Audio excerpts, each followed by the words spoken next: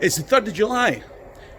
Now, the 4th of July is an important date for Americans, but so is the 3rd. You see, today in 1863 was the 3rd and last day of the Battle of Gettysburg during the American Civil War. And if you're wondering why I'm talking about this on this day of Scottish history, you're going to have to come with me on a train journey. Let's go. Hiya, I'm Bruce Fummey. If you're interested in the people, events and places in Scottish history, then subscribe to Scotland History Tours and click the bell symbol to be notified of new videos. In the meantime, let me tell you a story.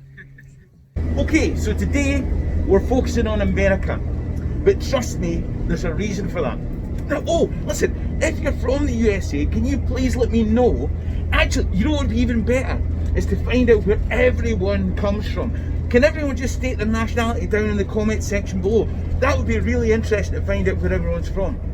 And so, this video is American, but it's also Scottish. I can probably let my mask slip, there's nobody in the carriage. I should also probably point out that in the early stages of America, there were 3 different types of Scot. There were the Highland Scots, typically Episcopalian or Catholic, the product of the clan system. You get the idea. There were Lowland Scots, Presbyterian, austere, more modern in their outlook. And there were Scotch-Irish. Now these were the Scots Presbyterians who a few generations before had been planted in the north of Ireland and moved to the Americas. Now these Scotch-Irish were closer to Lowland Presbyterian Scots than either Highland Scots or Irish-Irish. But they all had ginger hair, so the distinction's kind of unimportant. Half an hour to wait at Stirling Station. I should have planned this trip better. Scots had quite an impact on the formation of the USA. They were both hated and adored. They were hated because Scots, and particularly Highland Scots, tended to support the British Crown during the American Revolutionary War. Rebellion. However, the ideas upon which America was based were philosophical ideas emanating from the Scotch Enlightenment. Now, if I said that we were heading to a monument to one of those Scottish philosophers, some of you might guess the name of the town. After all, we've left Perthshire and we're changing at Stirling, so... The name of the philosopher is, of course, David Hume. And I'm sure we'll cover him again at some point in the future. But David Hume once said, "I'm American in my principles, and I wish we would let them alone to govern or misgovern themselves as they think proper." I wonder what you'd think today. Anyway, that must be half an hour, eh? Not only that, a camera on a train platform. Nobody wants to look like a train spotter.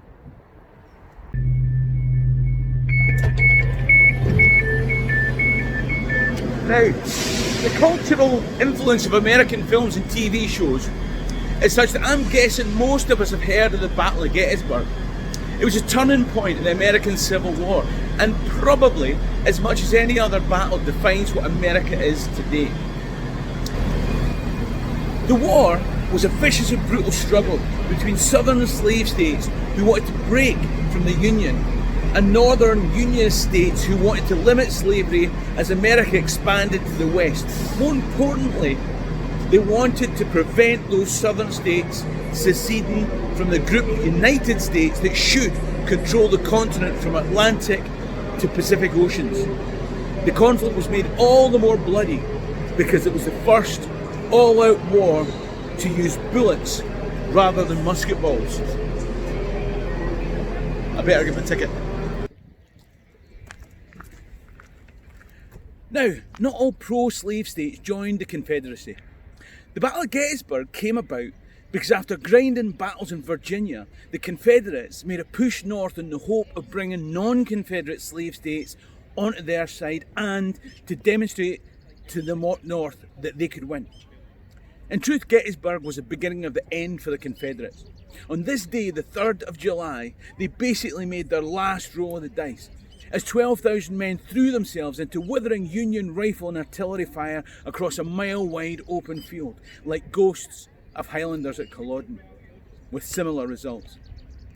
Incidentally, if you're American and you think this Scotsman's got no idea what he's talking about, then feel free to add any corrections below.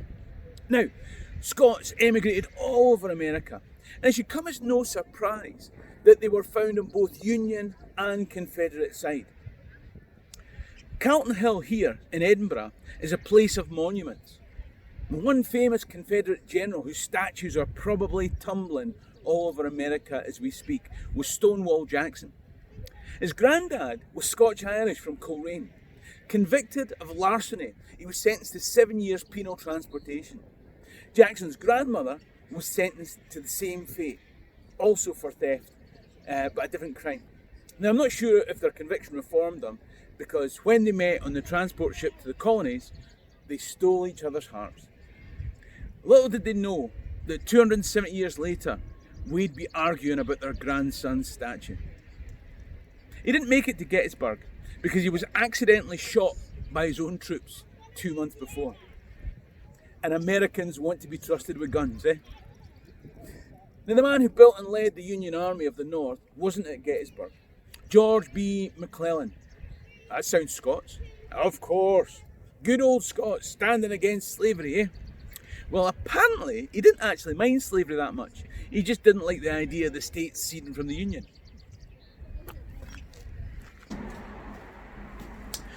Now, the general who led the Union Army to the end of the war wasn't at Gettysburg either. In fact, this is a busy weekend for the American Civil War reenactor societies, because the day after the carnage of Gettysburg, on the Friday, a place called Vicksburg surrendered after a long siege on the Saturday. And the Union commander of that siege was put in charge of the whole Union Army. And he led the army to the end of the war. I'm sure you've heard of him. Ulysses S. Grant. Grant? It's a Scottish name? Yes. From Granton-in-Spey, in fact. Now, Grant went on to become President of the United States. In all, 75% of US presidents have descended in one way or another from Scots. Grant was in fact the first US president to visit Scotland, although he did this during his globe-trotting days after his retirement. He was given the freedom of Inverness during a council meeting at the halls in Union Street in Inverness. He never made it to Granton-in-Spey, which is a shame, because there's a wee tea room there called Chaplin's that does the most incredible millionaire shortbread. Oh! Okay, so the reason I brought you here is that I wanted you to have a look at this monument. The statue is of Abraham Lincoln with an emancipated slave giving thanks at his feet. I know, right? But the black guy is holding a book. Not only is he free, he's also now educated. How very Scottish is that? And okay, equality in education is still something to strive for, but it's a high-minded ideal. Look, I didn't design a statue. If you might want to go and watch my video, The Highland Clearances in the Scottish Slave Trade, okay? But for now, let's focus on the position and purpose of the statue rather than its propriety. It's the American Civil War Memorial, and it stands here in the Old Calton Cemetery in the east end of Princes Street and below Calton Hill. It stands next to the memorial immediately behind me, the large one, to David Hume, the great Scots philosopher, whose thinking formed the basis and the idea of what became America. This is the only statue of Abraham Lincoln in Scotland, incidentally, right? It's the first statue to a US president outside America, and it's the only monument to the American Civil War outside the United States. So why is it here? It was dedicated in August 1893. It was funded by the US and proposed to Edinburgh Council by the then United States Consul, who went by the name, incidentally, of Mr. Wallace Bruce. You can see why they sent him to Scotland. The monument is dedicated to Scotsmen who fought on the side of the Union in the American Civil War. Now, I've given you a couple of names of kind of generals, but ordinary guys in the trenches, and not only that, there's so many Scots that have impacted on the growth of America. I'll leave a link in the description below for anyone who wants to buy this book. It's called How the Scots Made America. You might like it, although to be honest, I've got an Apache mate and he wasn't impressed. Scots have made quite an impact on the world, both for good and for bad. And 157 years on from Gettysburg, there's still a cross-Atlantic connection. We still grapple with the ideas of David Hume, the after effects of slavery, the nature of statues, and countries created by union. I wonder what next year will bring. Obviously, I'd love you to like and share this video.